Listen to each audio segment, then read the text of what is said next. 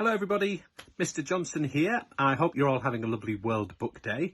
As you can see, I have lots of books in my house, in my office. I have books about things that I'm interested in, books about history and about theatre, and I've also got books that I use to find things out.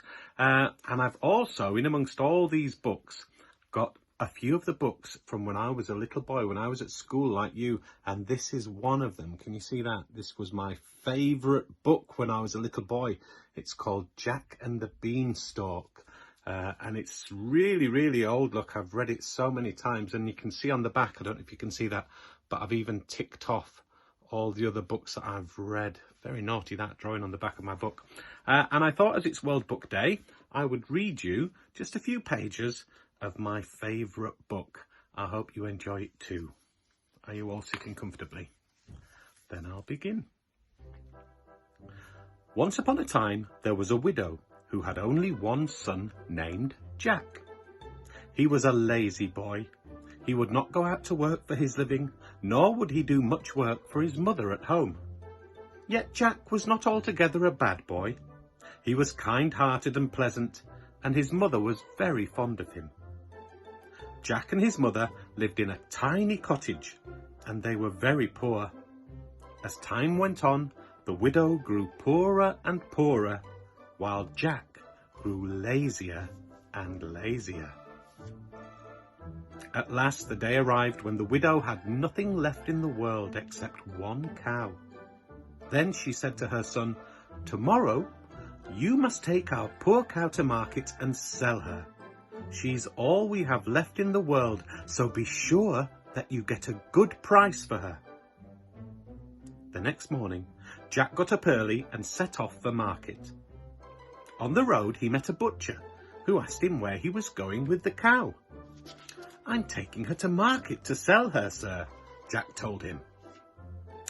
"I will make a bargain with you," said the butcher to Jack. "I will exchange these beans for your cow." He showed Jack some strange-looking beans, all of different colours, which he was carrying in his hat. "I would be a fool to exchange my cow for your beans," said Jack. "Ah, but these are no ordinary beans," replied the butcher.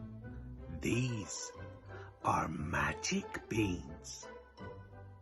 Jack thought what a fine thing it would be to have some magic beans, so he agreed to the bargain. He gave the cow to the butcher, put the beans in his pocket, and set off for home. Jack's mother was surprised to see him back so early. She thought he must have got a good price for the cow. "Look, mother," cried Jack, "I have made a good bargain. I have exchanged our cow for these beans." His mother was very angry. "You bad, stupid boy," she said. "Now we shall surely starve." And in her anger, she threw the beans out of the window and pushed Jack upstairs to bed without any supper. "But they are magic beans," wailed Jack, "so I thought it was a good bargain." His mother was too angry to reply. The next morning, Jack woke early feeling very hungry. His room was much darker than before. When he went to his window, he found he could hardly see out. There seemed to be a large tree where none had grown before. Jack ran downstairs and discovered that it was not a tree growing in the garden, but a huge beanstalk. It had sprung up during the night from the magic beans that his mother had thrown out of the window.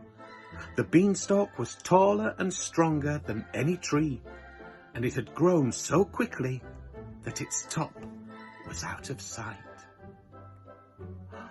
So, that's the start of the story. I wonder what could possibly be at the top of the beanstalk. Perhaps somebody that says, "Fee, fi, fo, fum." Well, I hope you liked hearing a bit of my favourite story, And I hope you've got a favourite story too. And next time we see you around school, I'd love to find out what your favourite stories are. So enjoy World Book Day, and I'll see you all very, very soon. Bye-bye.